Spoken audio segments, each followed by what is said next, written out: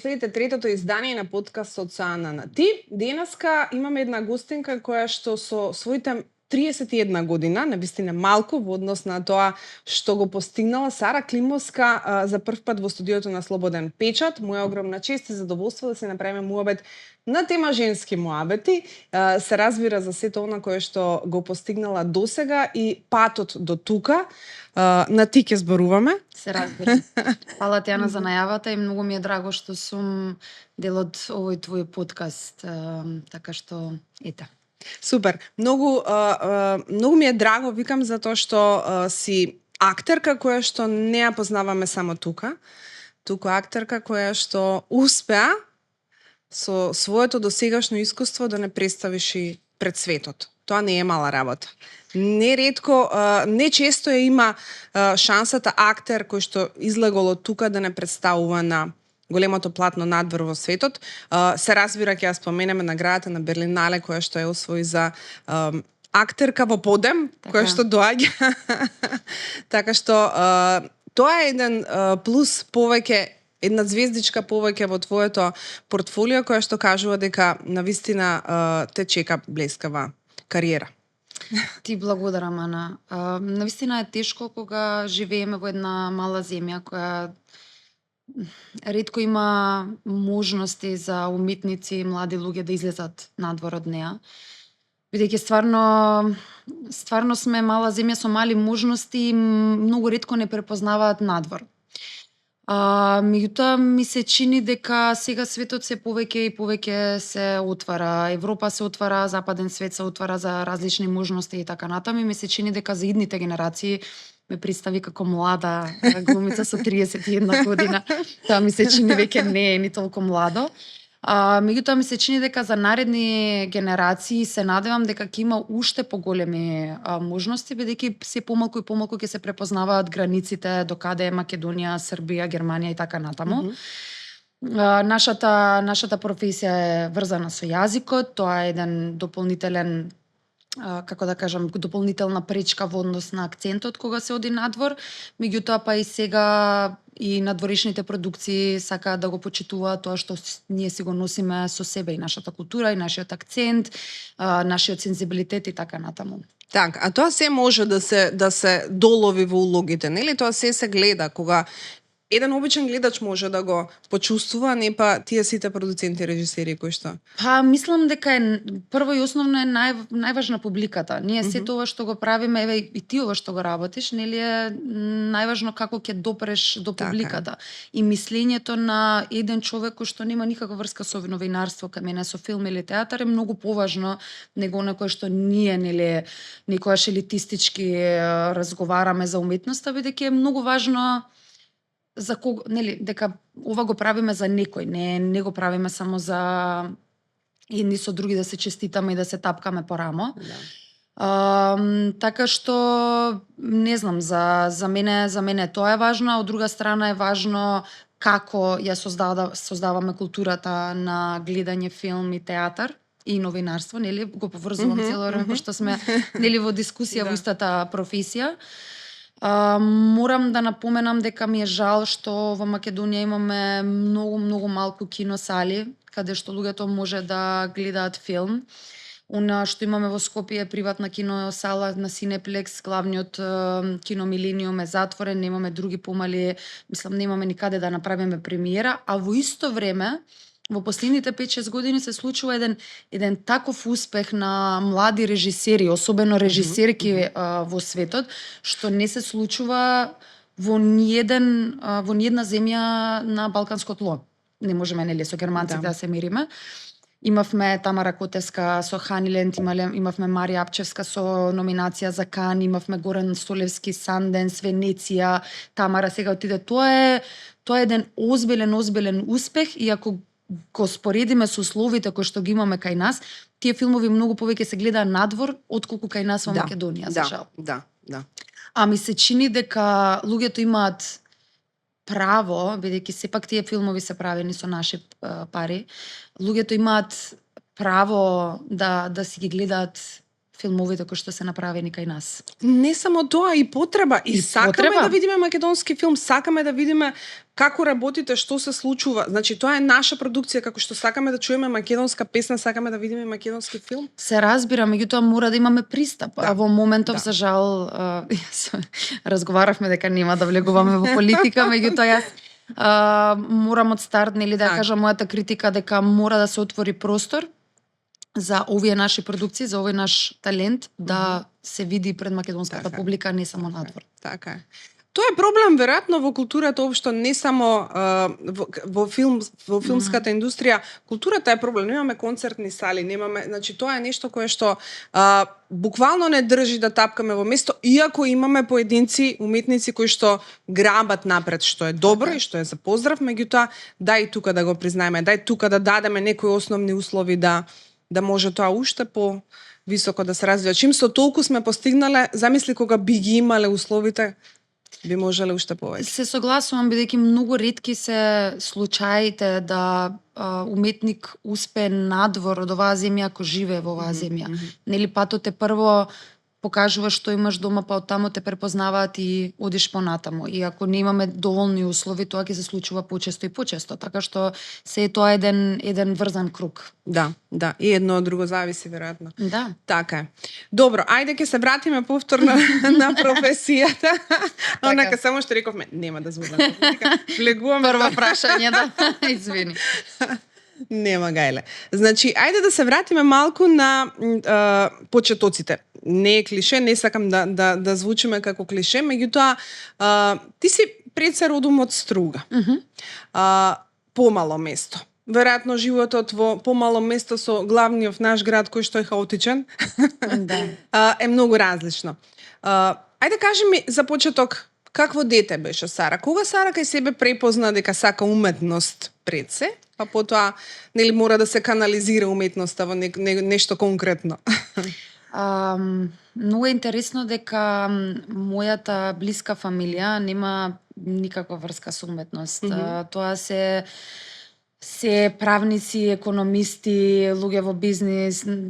Мислам, особено фамилијата на татко ми нема никаква допирна точка со уметност, а фамилијата на мајка ми е од Вевчани, па ми се чини дека тоа лудило и тоа постоењето на карневалот таму 2000 години вродило некаков талент, од кој што веројатно јас го црпам.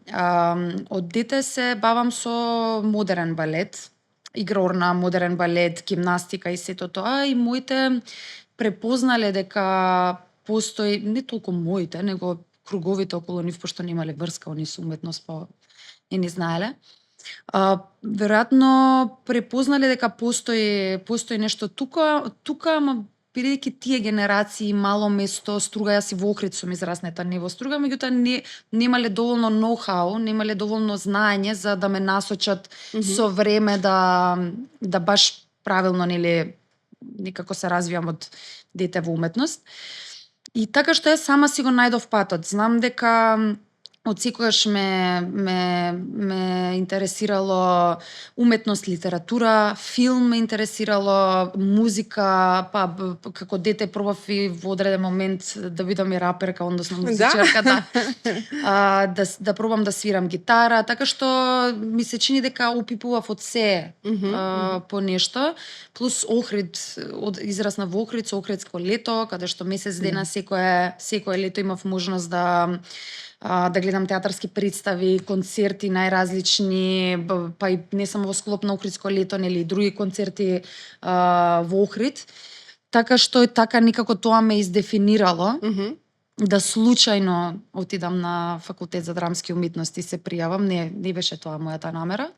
Мојата намера беше да отидам модерен балет, меѓутоа во тој момент кај нас имаше само педагогија на универзитетот во Скопје, немаше модерен балет, па така завршив на драмски. Некој компромис направив и не сгрешив. Не сгреши, да.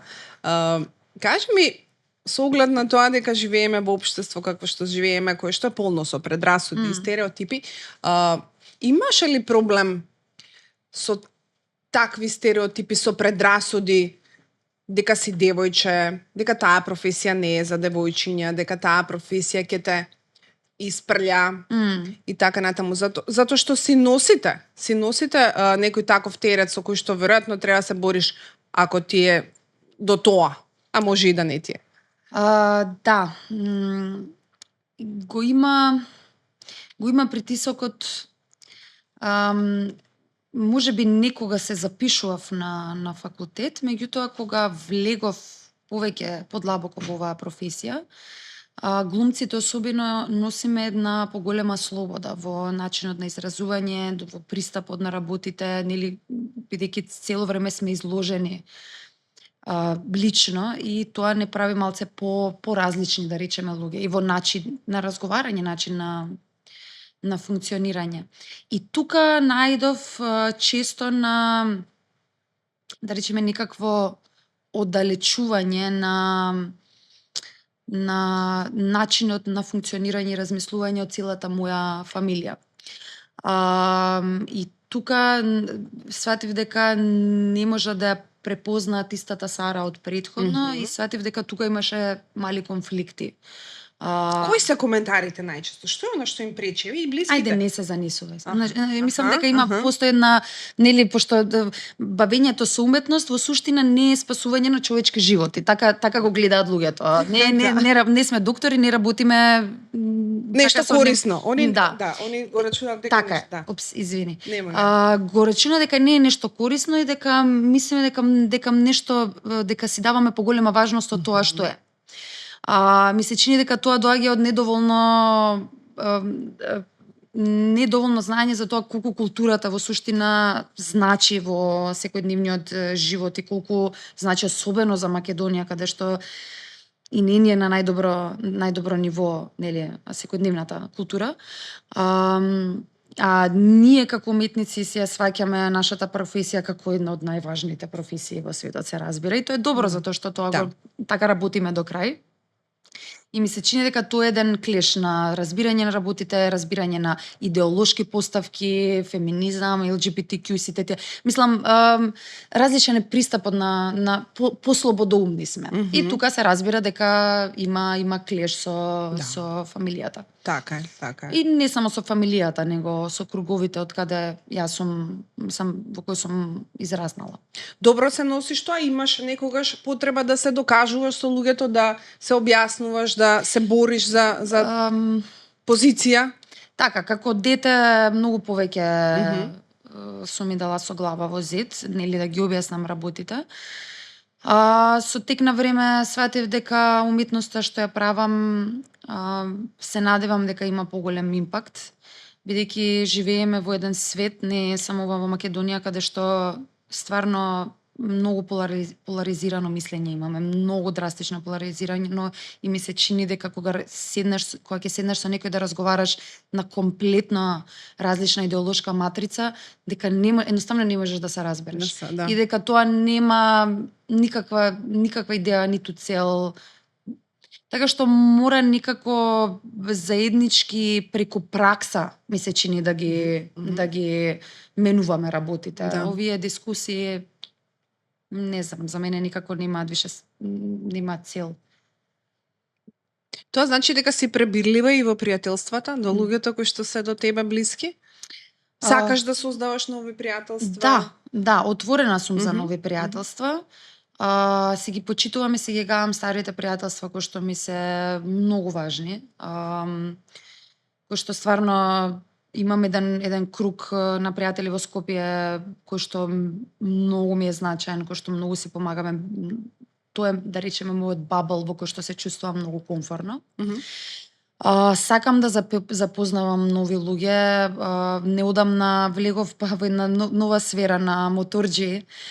Почнав да возам мотор и многу ми е драго дека влегов и во таа некоја култура, нели, на избрани луѓе кои што исто има една многу солидарна енергија. Луѓе на мотор секогаш се поздравуваат и секогаш некако се тука едни за други. И самата професија, одење по фестивали, патување, снимање во различни контексти е супер, што те тера, нели, да бидеш отворен и да константно запознаваш нови луѓе. И така, тоа е Да, отворена сум за тоа.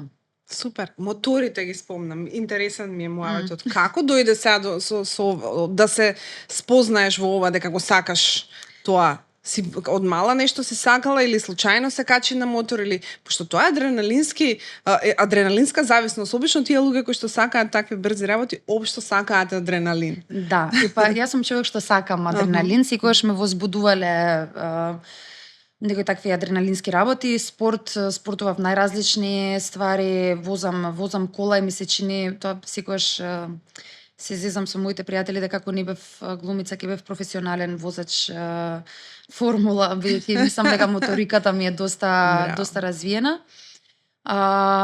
Мотор ми се роди љубовта преку еден другар кој што е моторџија, па неколку пати му бев бекпек или како се вика сувозач. Да. Па решив минатиот септември, октомври, кога повторно ми се случи еден период на да немам многу работа, да отидам да полагам и да станам моторџија, е навистина неверојатна слобода. Тој ми е моментот кога возам одредена дестинација, мора бидеш 100% фокусиран на патот и не размислувам нити за уметност, нити за проблеми, нити за нешто, току едноставно само го чистам мозокот. Се празниш, да. Се празнам, така што полна батерија, што би рекле луѓето. Супер. Други вакви некои љубови имаш освен моториве, нешто друго сакаш да правиш такво адреналински некои работи? Ти скокала од падобран, например? Не сум скокала од падобран, ама памтам дека во Охрид на тие карпите од Канио или на различни карпи знам дека скокав као дете и главачки со глава и на нозе и вака и така правев секакви пируети, пошто некако сум порасната на вода и водата ми беше прв адреналин. И пливање, ја дори се сеќавам вака со Кајче како непратели од сред езера моите, сме пливале километарски као деца.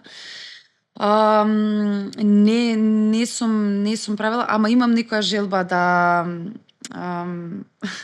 мислам дека е многу далечна, мислам наква пилотска, да можеби летам со авион. Да? Да, тоа е, мислам дека можеби никогаш не би се случило, али тоа би било следно. Една од тие желбички, нека не искажани јавно до сега, веројатно. Да. Добро, може и ќе се случи, што знаеш, не знам. Да, можеби, не работам на тоа. Не си амбициозна на тоа боле. Не сум толку амбициозна, да. Добро. Али имам, ако поврзуваме со професијата, имам потреба да снимам акционен филм. Да? Тоа ми е некоја желба, ако би ме прашала нели што би снимала, онака холивудски акционен филм, нели не мора во Холивуд.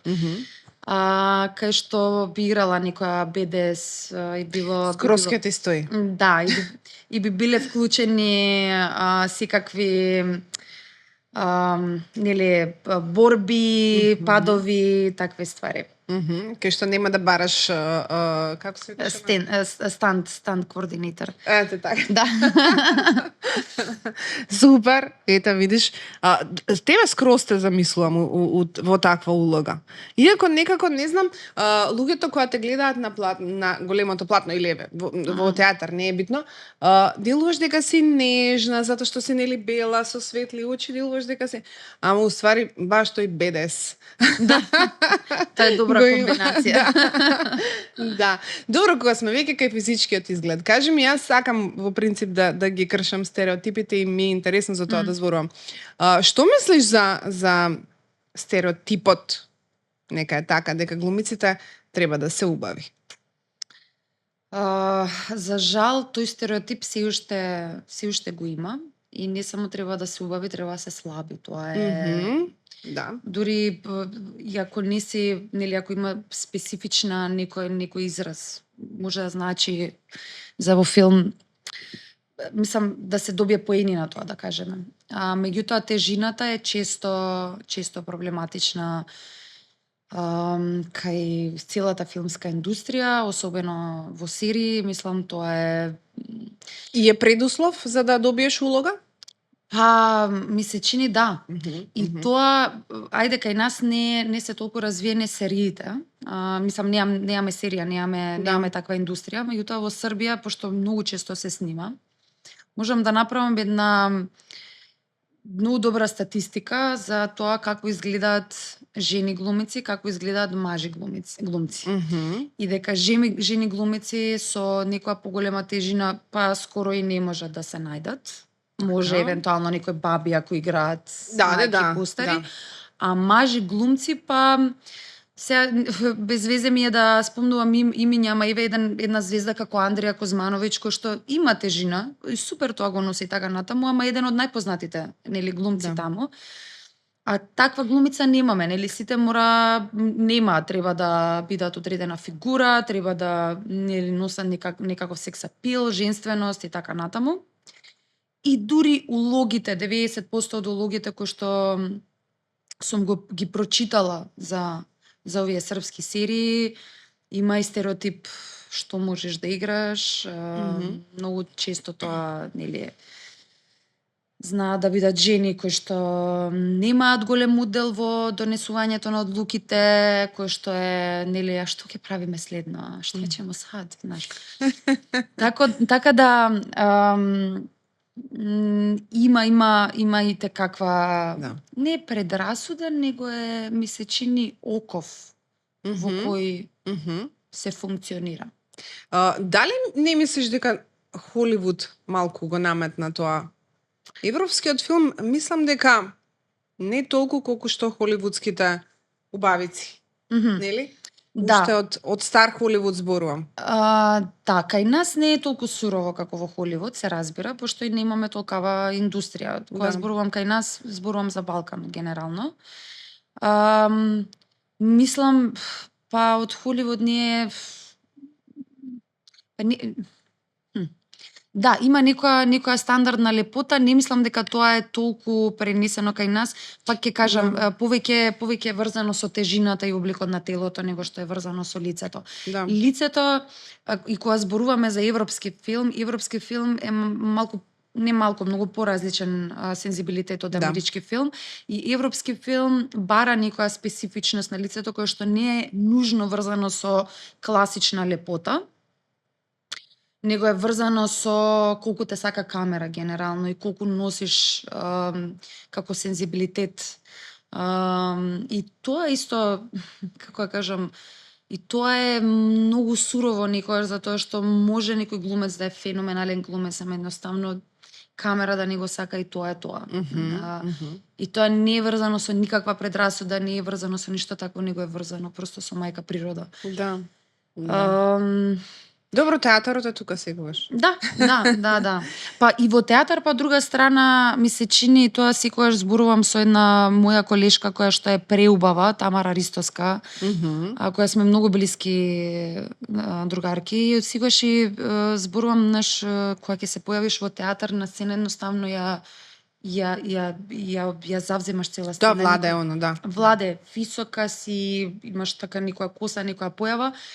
Ја, па, например, не ја носам таа магија во театар, ми се чини, така што не сме сите глумци за се. Тоа така. Сега, кога веќе зборуваме театар, филм, имаш омилен, нели?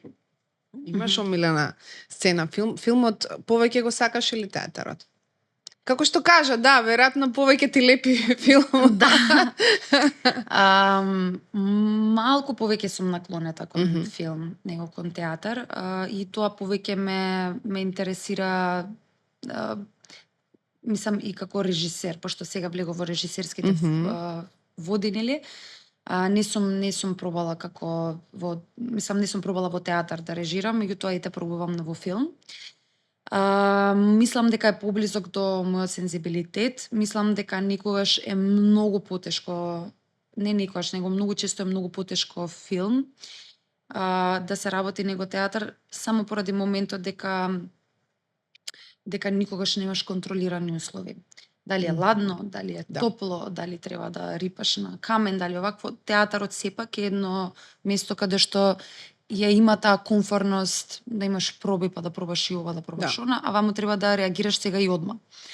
И ми се чини на мој живчан карактер. Тоа ти баш. Чим не знаеме што не очекува тоа. Не дека лесно е и театар, меѓутоа филм мислам дека мора и да се има тоа мало лудило да се сака, пошто 12 сати секој ден без пиење, без ова. И секогаш ми се чини со сите колеги ќе завршиме со некакво снимање 4-6 недели. Никад више филм. Ќе цяват следниот проект е Рипаш, пошто дава никаков адреналин. Адреналин, да. И тоа возбуда, е тоа што го зборевме, нели? Да. Сега кога сме кај улогите. Кажи ми, како создаваш една улога? Ти треба ли да се тргнеш од реалноста кога создаваш нека улога? Се соголуваш ли? Треба ли таква некоја жртва кога се гради улога, која што, не е само да кажеш од страна си некој коментарче, него баш треба последната улога која што треба да ја видиме, нели, во филмот на Милчо, Збогун Копакабана, каде што имаш главната улога и која што не е едноставно, ни една главна улога веројатно не е едноставно се изгради. Да, ова особено беше доста захтевна улога и драго ми е што ја играв. Види, тоа е разликата во Холивуд, ги немаме милионите за да си дозволиме комплетно да се дистанцираме од секојдневните работи и обврски.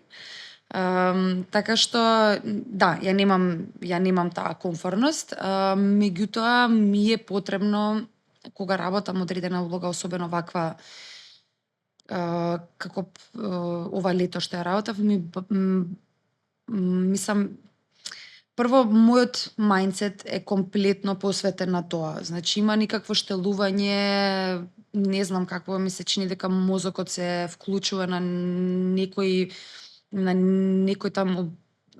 ниво кај што е комплетно од како почнува процесот, како завршува, се влегнувам и станувам со таа помисла.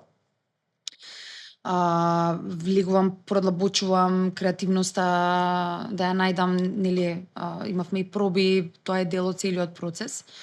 И да, живеам со таа улога додека постои. Кога ќе заврши, исто не е лесно едноставно само да заборавиш, кога има одма друг проект, да, полесно е, затоа што мораш да се фокусираш, меѓутоа ми се чини дека со секоја улога која што работам, остава некоја трага кај мене.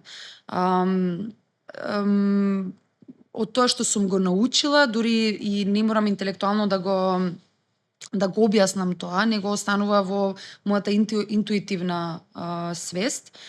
Останува нешто и ме се чини дека ме учи како понатаму, нели, повторно да работам друга улога, иако секој пат кога почнувам нова улога, како ми се чини како да не знам ништо. Како да прв пат го правам ова. Измешано е чувството, од друга страна искуството ти дава некоја полагоден момент да, нели, за како да се пристапи на целата работа. Чудно е, многу е чудно, ама е многу забавен и интересен процес. А те сменила ли некогаш некоја улога?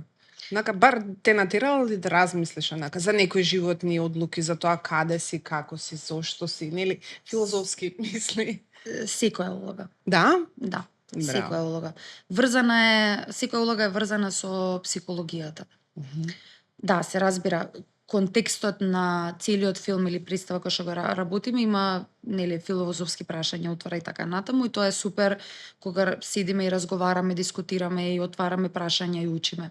Меѓутоа самата улога е врзана со психологијата, е врзана со никакви, можеби, карактеристики кои што ги имам или ги немам или ги пронаоѓам во себе, а морам да ги најдам за да ги оправдам. И тоа ме менувало многу како личност. И ми се чини дека надвор од професијата ме правело да бидам подобра личност. Ме правело да копам повеќе во себе и да не морам да идам толку на психолог, него да едноставно тоа го вршам преку улогите кои што ги работам. Е соочување со себе секојдневно. Да. Помага и во тоа ментално здравје. Помага во менталното здравје ако имаш доволна рационалност, ако ми се чини дека има некаква климава точка околу менталното здравје кај одреден човек, мислам дека може и како да одмогне. И Так. мислам дека може да го однесе во некоја друга насока. Затоа е многу ризична нашата професија по менталното здравје. Да. Ја среќа сепак затоа што сум израснета од една фамилија на правници и економисти. Ми направила една Ти си стоела на цврсто тло. ментална матрица да сепак што и да се случува да знам дека е ова филм или театар или дека тоа е, мислам. Да. Сепак ние глумиме тука, нели? Си правите филмови. Да, сепак си правиме филмови, да. Меѓутоа, да. Да. Сум имала среќа по прашањето. Уште малку ќе се задржиме на улогите и на менувањето на Сара пред камерите или на сцената и Сара приватно. Мора да го споменеме прашањето со разголувањето. Повторно се сретнуваме со предрасуди, со стереотипи кои што осудувачки гледаат на тоа, не го прифаќаат. Како ти го разбираш? Колку тебе ти е доволно издржано или не разголувањето пред камера или на сцена? За мене, моето тело е инструмент. Да. И дали моето тело во овој случај е во функција на да ја донесе приказната на овој или оној начин, за мене е апсолутно неважно. Среќа сум комфорна, мислам, како кажам, не ми е битно како точно нели изгледам, него сум комфорна да знам Сама дека со она што го носам ја, го носиш и ти и секоја девојка на светот. Немам ништо поише ни помалку од некоја друга девојка. Моите, да кажам, моите најблискиве, мајка ми и татко ми воопшто никогаш не имале проблем со тоа. Сега сум доживувала притисок од, како кажам, рандом луѓе кои што и коментирале не повеќе мене, туку на сестра ми често и знам дека секогаш сме се зизеле. Како кажам, апсолутно. Ни 0,0001% не ме допрало тоа. Браво. Тоа е тоа. И јас знам, нити никогаш сум го продавала своето тело во смисла дека сум барала повеќе пари за да се соблечам на филм. Никогаш, пошто знам, се случува тоа, меѓутоа тоа за мене е, како кажам, продавање на телото. Така што немам од што нити да се срамам, нити да се објаснувам, нити да едноставно сум 100%. Ако е оправдано, ако доживувам дека во филмот некој сака да ме сексуализира или да покажеме некоја друга некој друг стейтмент, неле, како се вика тоа на македонски, кој што не се согласува со моите како кажам етички размисли, тогаш би одбила. Да, ако е кликбейт, да речем. Така е, ја одбила улогата затоа што не сметам дека такво нешто, не сметам дека е добра едукативна, да речеме, програма или содржина која што треба да ја работам. Тоа, иначе не ти пречи. Не. Сега, тука е приватниот дел, приватниот живот. Колку си ти лесно влюблива природа или не? Влюблива. Ги сакам луѓето, мислам, имам доста пријатели околу мене. Сум имала и долга врска со која што одлично сум се слагала. Не знам, не сум лесно влюблива, не знам како да, можеби као дете да, ама сега на овие години Сега веќе вагаш. Сега веќе да. Критериумите кога се каже. Нели како и да имате муабет. Нели има едно наше македонско да имате муабет. Мислам дека комуникацијата сега ми е поважна. Поважна од било што, нели? Да. Кога ќе се кликнеш со некој, тешко ли е да се кликнеш со некој? Зборуваме за ова време. Поради овие предизвици за тоа како заради не, ова општо голотија. Секој, не ради голотијата, општо на секоја една девојка, секој едно момче на денешната дейтинг сцена. Колку е тешко да се најдеш некој со кој што ќе кликнеш? Без оглед на професијата. Не знам, ова е прашање по кое што јас немам експертиза. Во моментов сум во моментов сум во некоја фаза на да бидам некако задоволна со сама себе. Влагам во една фаза на си купив стан и сите тие работи и сум сама во тоа и некако посветувам време на сама себе. Повеќе не сакам никако нездрава да влезам во некоја врска, така што не знам. Мислам дека за секој можеби има некој. Мислам дека не знам, исто влагаме и во тој еден, како кажам, капиталистички начин на размислување, кај што мислиме дека немаме soulmate затоа што константно имаме идеја да конзумираме, па и овој не е доволен, оној не е доволен. Мислам, многу е, да речеме, тоа едно филозофско прашање кое што ќе фати една огромно време за дискусија.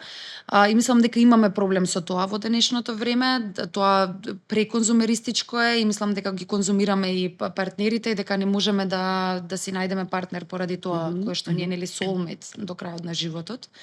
Меѓутоа секој си го носи својот крст, што би рекол Чехов. Многу стварно немам експертиза на оваа тема понатаму да зборам. Добро, не те чепкам.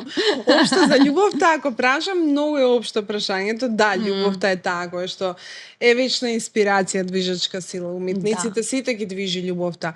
Меѓутоа партнерската љубов е онаа која што веројатно со неа почнува и завршува. Па од партнерската ќе продолжи понатаму и така натаму, кога си исполнет прво со себе си, па со партнерот, после тоа може да се гради натаму и натаму. Меѓутоа ти си во години кога веќе веројатно и се соочуваш со муабетите и забелешките, ајде бе. За кога, да.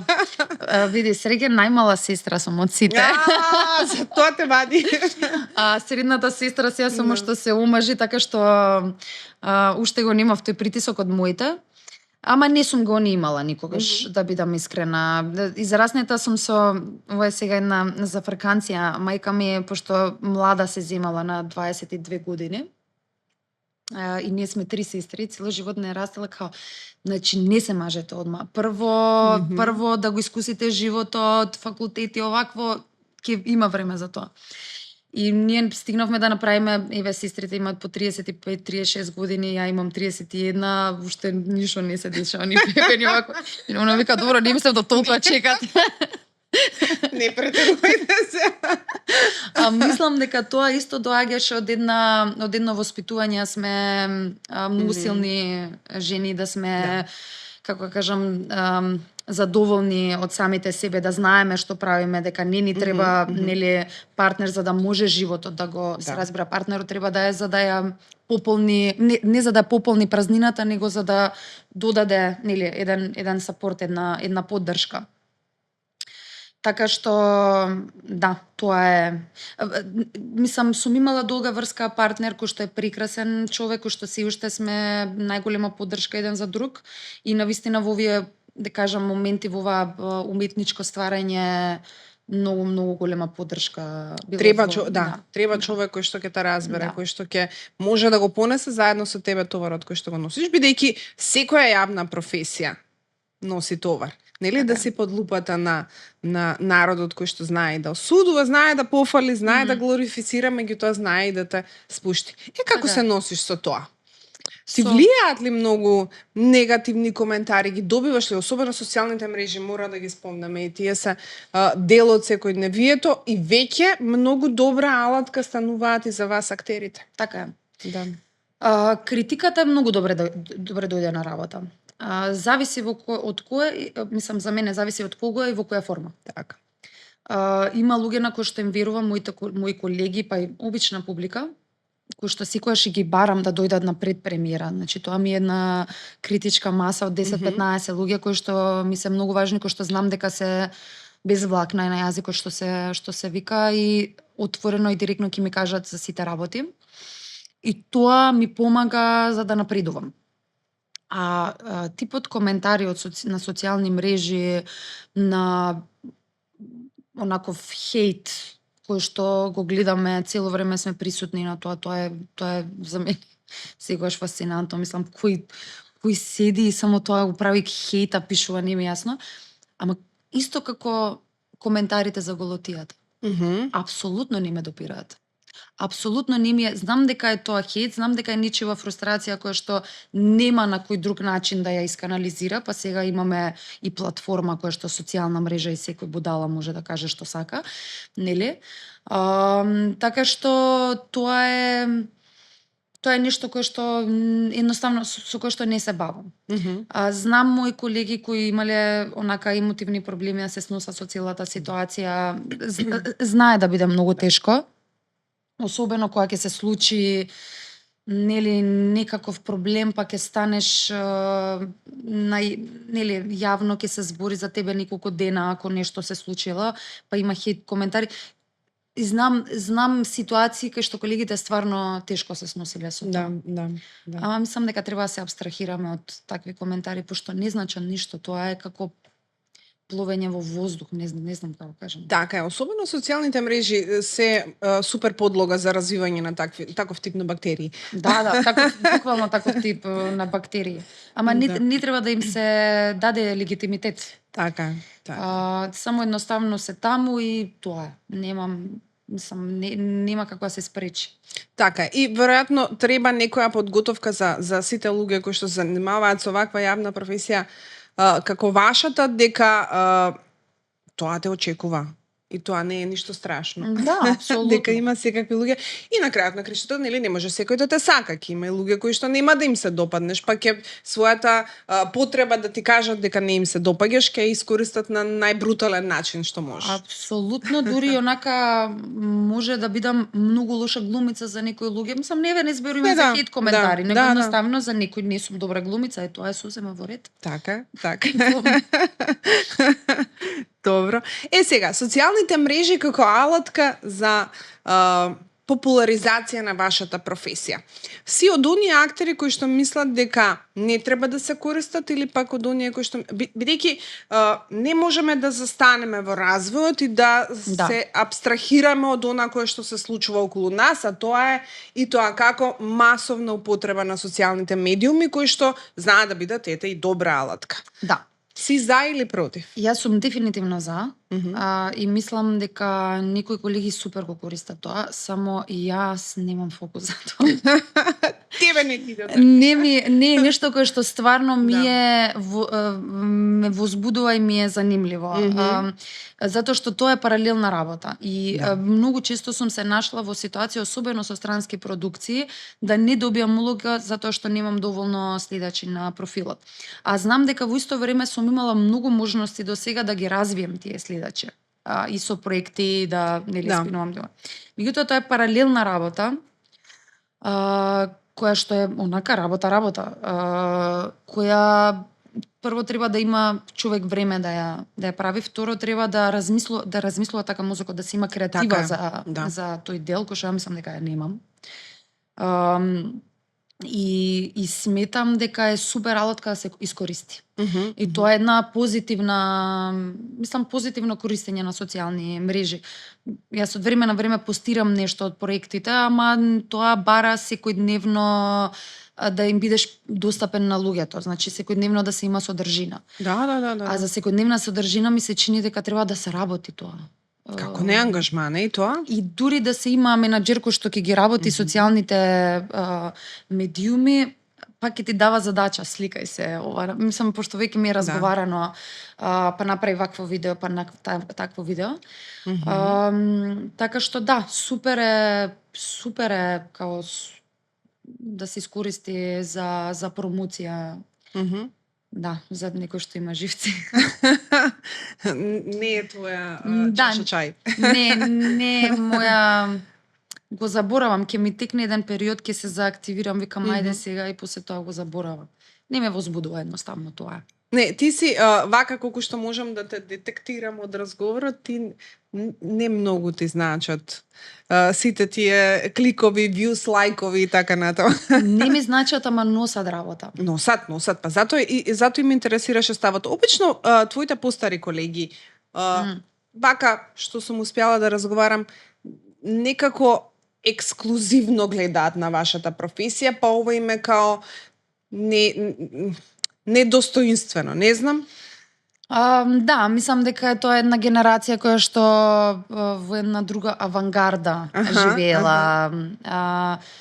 И затоа мислам сега глумците се подостапни и подостапни. И треба да бидат. Да. И тоа е едно друго време кое што си носи своји позитивни и негативни работи. И затоа веројатно е такво размислувањето. Моето размислување не е такво, ама можеби јас сум стара душа. Па затоа не ме интересира тоа, али дефинитивно не. Мислам има супер содржини на Инстаграм. Супер едукативни содржини на Инстаграм. Ги пратам и моите колеги странци, да речеме од Лондон, Австралија, Америка, колегите од кои што некој сум работела. Многу често дури тоа е, како да кажам, сакаат луѓето да те видат тебе во приватност. Тоа е социјалната мрежа. И тоа е тоа што ги фаќа да те следат и тоа е тоа на што они градат followers. Нема никаква дури креативна никоја содржина, него е просто